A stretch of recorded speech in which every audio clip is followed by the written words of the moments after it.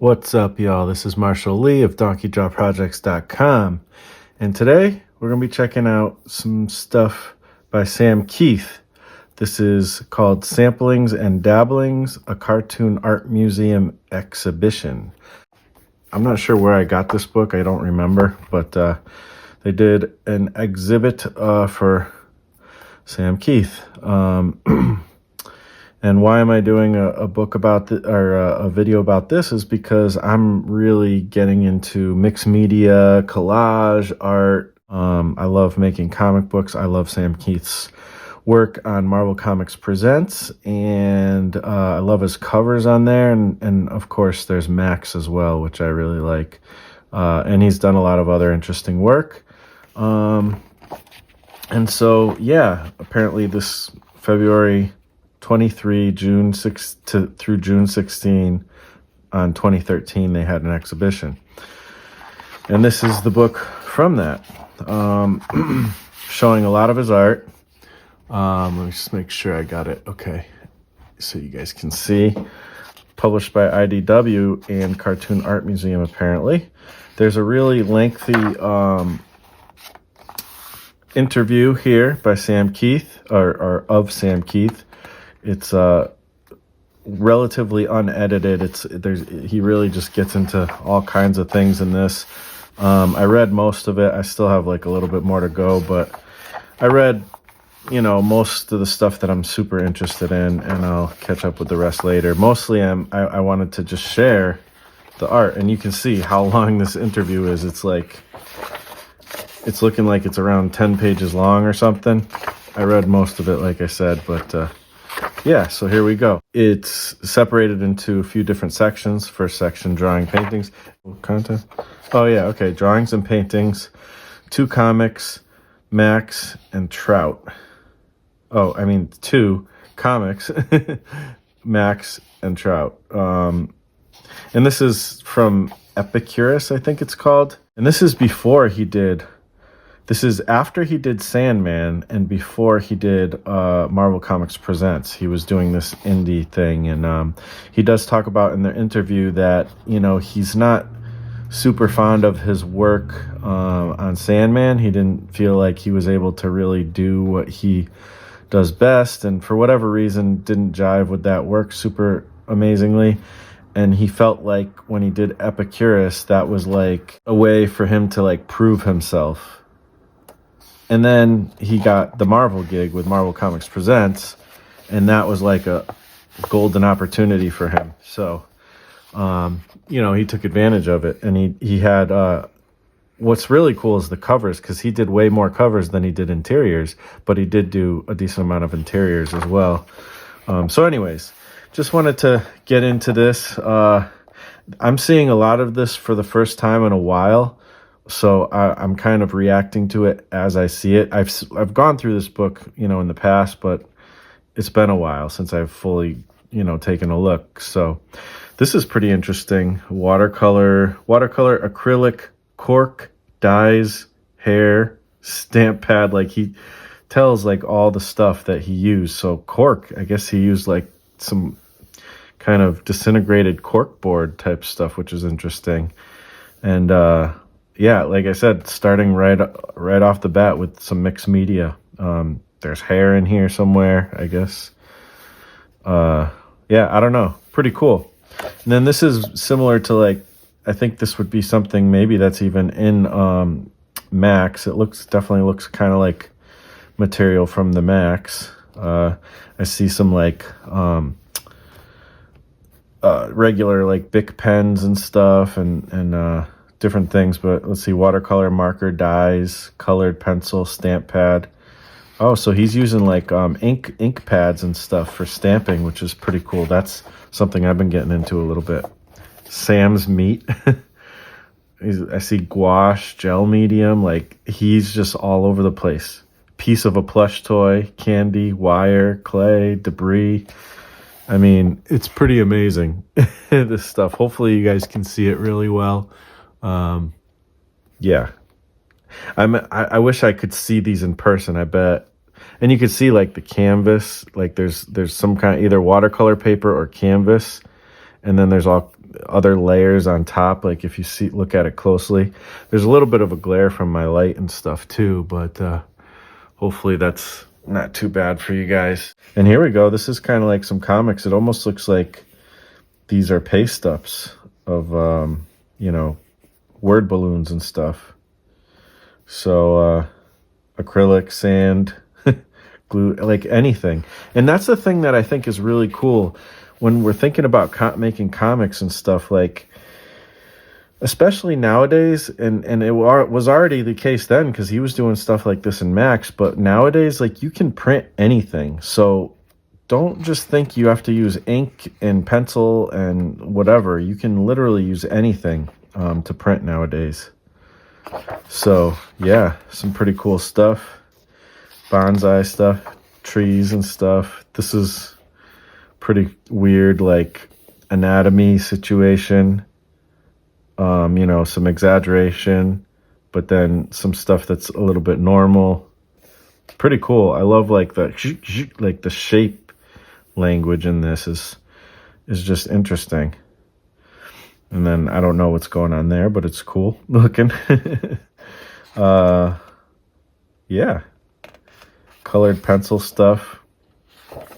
So he's really good with ink and stuff. He's got like a bit of a, you could see he's got, like, especially in stuff like this, you might see like Bernie Wrightson, you might see like Frazetta stuff, kind of influences in his work. But one thing I thought that was interesting from the interview is, and I've been looking into contemporary art and modern art and stuff like that.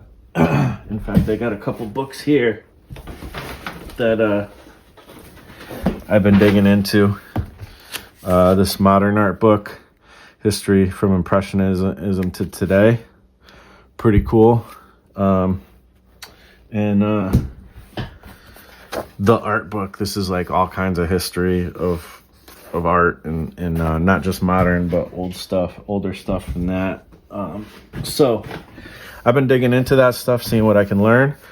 And he said that his father was a modern art, like a contemporary artist type thing, and he got into galleries and things, and so he grew up on this stuff. So incorporating this stuff into his comic books was, it was just felt natural to him to kind of incorporate this kind of stuff into his work, which I thought is really interesting because I don't have any history in that kind of thing.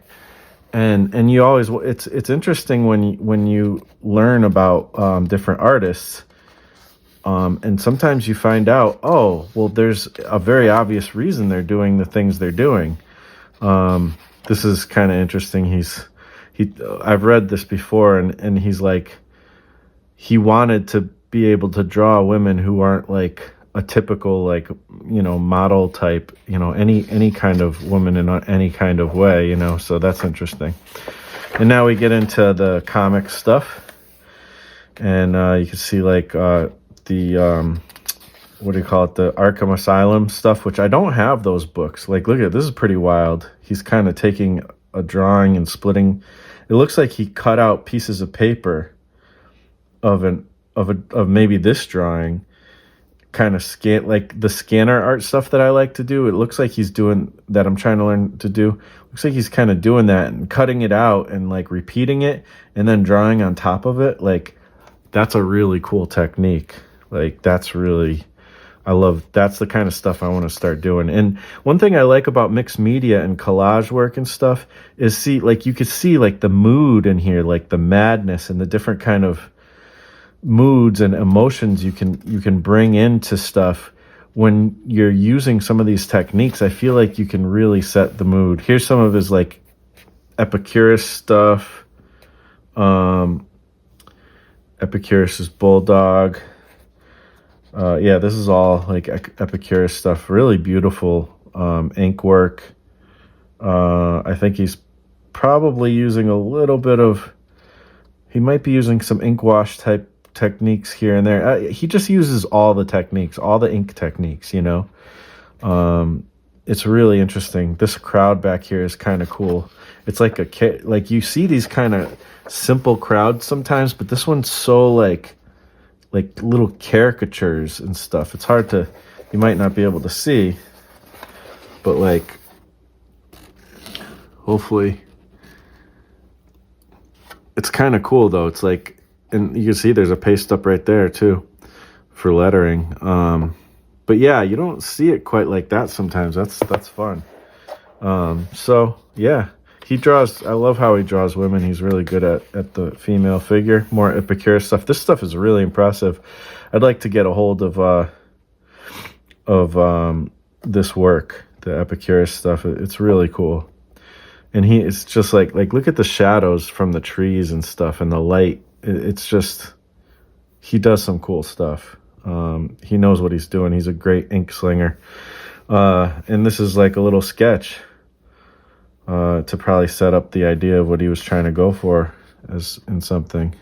So yeah, Lobo and this character, Lobo Hulk #1 cover. So that's cool. And then here, this is like one of the covers from the Marvel Comics Presents. It's so, I love these things. I would love to just get all of his Marvel Comics Presents work in an artist edition. Would be so flippin' amazing.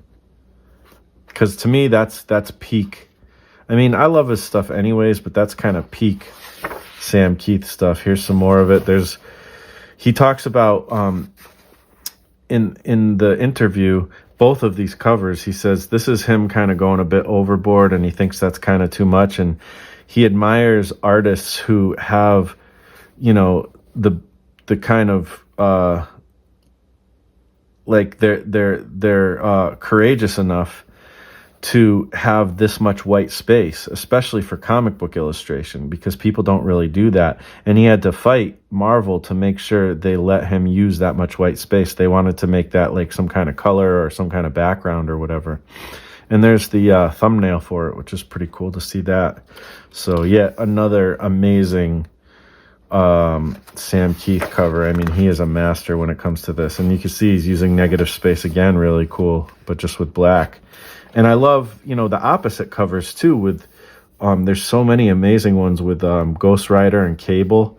It's just the level of detail, yes. And he said that he was kind of showing off a little bit with his level of detail, you know, because that was kind of the thing of the day. Like the more detail you put into your comic is kind of like the more popular you would be, and the more you'd get more jobs and things like that. But look at this negative space too with the you know, the foliage and stuff. You got, you know, foreground, middle ground and stuff, type of stuff going on, and background, and he's really amazing. I mean, and then you got like some dry brush effect here for the fire. I mean, he's using every inking technique you could ever use. Right here, you could see, I don't know if you can see it, but he pasted it up. It was just all fire wheel, but he had to put that little like shield in there. I think probably just to be on model of the bike that was designed of the time, or I don't know if that's his own design. I don't know, but yeah, I think this is some Maxx page stuff. Or no, it says Ojo #1. Okay. He had a number of different kind of books and stuff. Here's a Sandman, the double page spread for Sandman. That's pretty cool. That's amazing that he even has that. And that's a cool page. A lot of people forget that he was the artist for Sandman in the beginning of the Sandman Neil Gaiman issues. There's actually, I don't think that, I'm starting to see there's like not much Maxx stuff in this. Sandman #1, page 1. I mean, he's not too happy about his work in Sandman, but I think it's pretty darn amazing. Like, I don't know. It's pretty good. I dig it. And then this is Zero Girl trade paperback #1 cover. And again, you know, he's doing watercolor, acrylic, and you know, pen and ink. I love pen and ink and watercolor go together so well. I've always loved that combination. It's a classic combination. It looks like he's like using like some paper towel and like lifting off some of that color there, which is interesting too. I like doing that as well. And then he's drawing with pink ink, it looks like.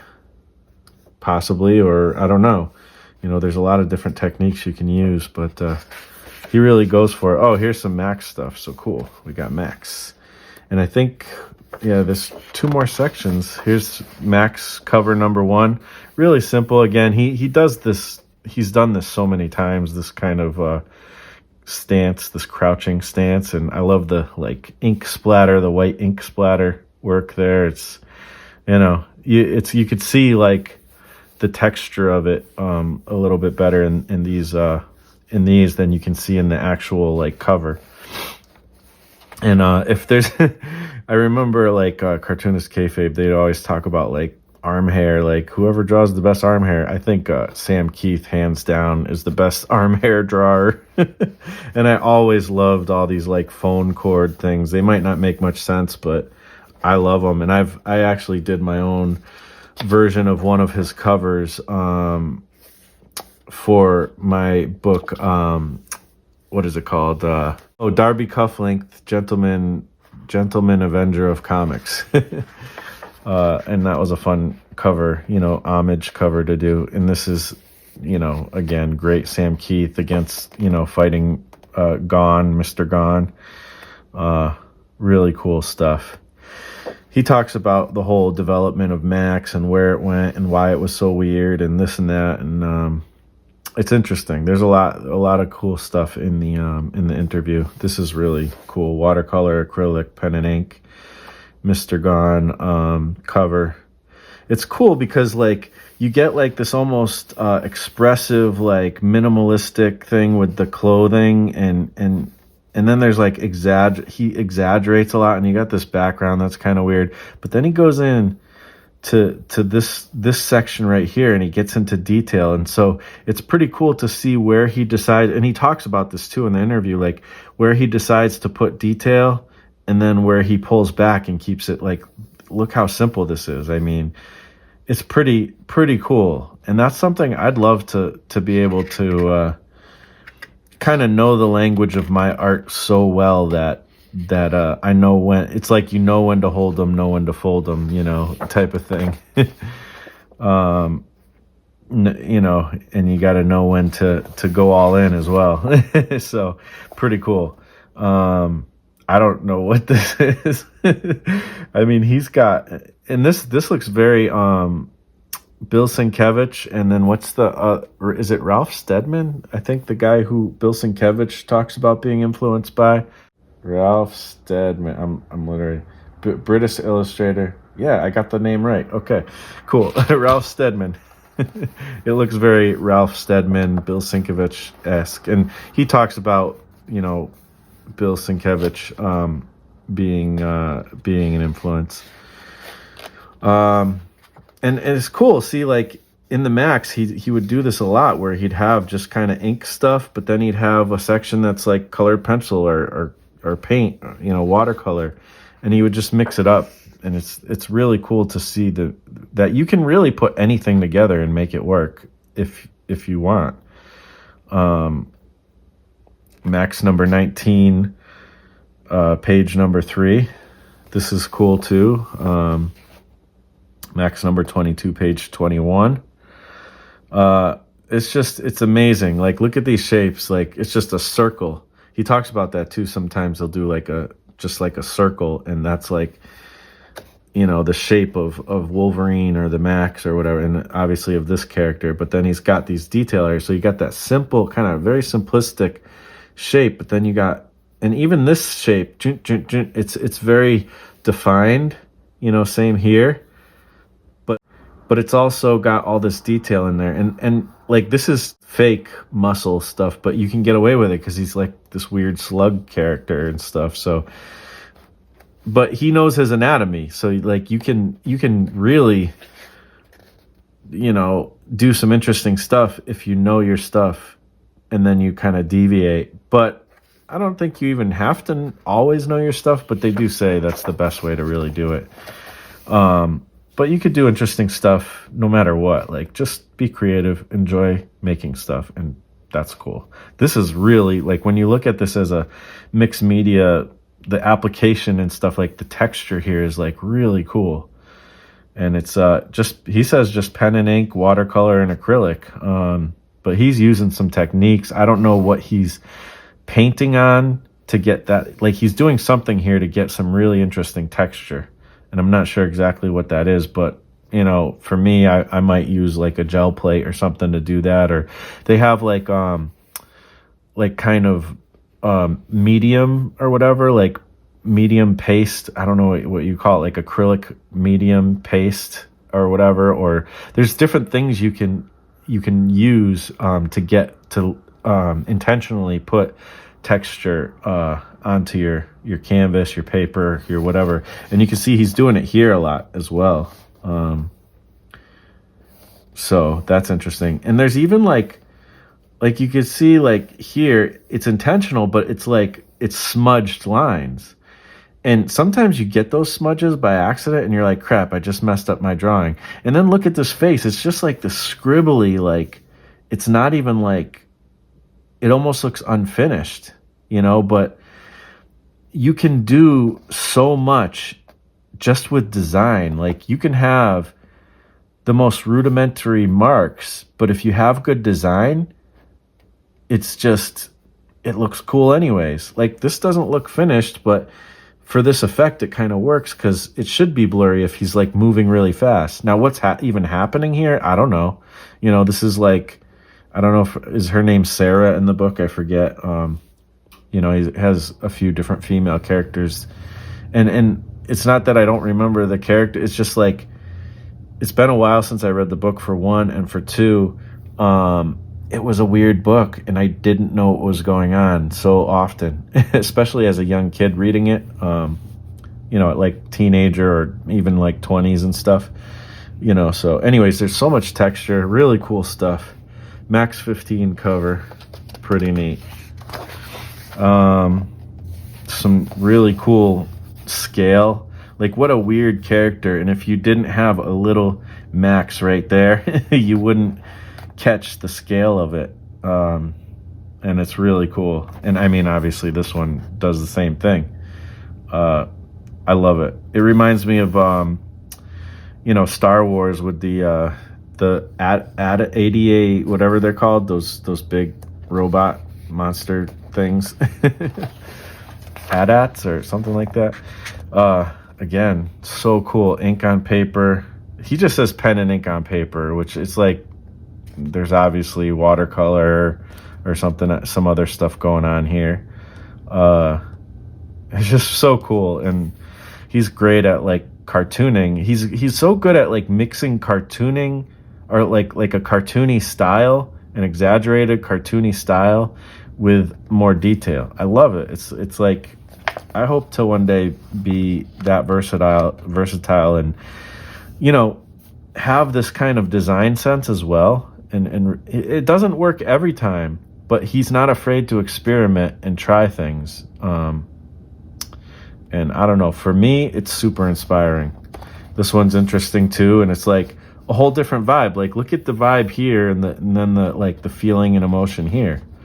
It's pretty amazing. The difference, like you can, you know, if you use different tools, you can get different effects. You can get different emotions out of your comics. And I feel like color is one of the biggest things. Like in movies, the music really guides you with the emotion a lot. The acting as well. There's so many different things, but like the music is the biggest thing, I feel like. And I feel like with comics, the color can be the biggest thing. So yeah. And then this is Maxx number 23 cover. Really cool. Again, ink, watercolor, acrylic. So I haven't tried mixing acrylic with watercolor. That one might be fun to try. And then Trout. I don't even know. Trout is one of the other comics, I guess. I don't know. There's only like couple pages here for that.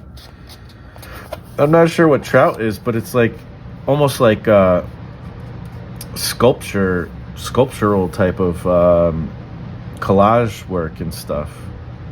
It's almost like he's doing like an old school product design, like design for products and stuff. Interesting.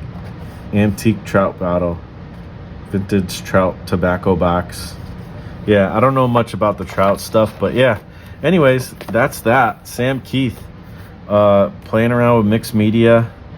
You could get some awesome stuff. So anyways, hope you guys like this. If you like this kind of video, I want to do some more on some different books and stuff. I think it's fun to talk about this stuff and see what's like helpful in your own process. Let me know what you thought, and we'll keep kicking it with some videos as we go. And hope you're having a great day or night whenever you watch this, and we'll talk to you on the next video. Later.